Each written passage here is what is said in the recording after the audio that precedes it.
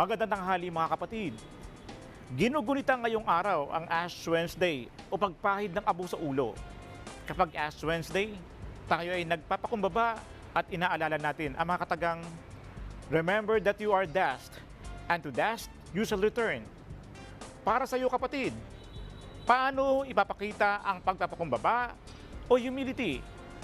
Samahan niyo ako at magtatanong tayo dito. Kailangan na po namin kausapin yung guest po namin ng mahinahon po at i-explain po namin ng maayos kung paano po din namin sila i-treat po. Kailangan namin magpakumbaba po talaga. Siguro po sa pagiging mabait na tao na lang, kailangan lahat ng mga bagay ipagpapasa Diyos na lang.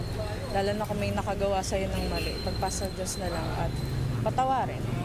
Kailangan po yun kasi doon lang po sinasabi ni Jesus Christ na alis na hindi tayo magpakumbaba, wala po tayong kaligtasan. Sa pamamagitan po ng pagdarasal po, pag intindi na lang po sa sitwasyon, ganun po. Ako ang inyong hani ng bayan, ang tunay at nag-iisang pantanggal umay sa pananghalian.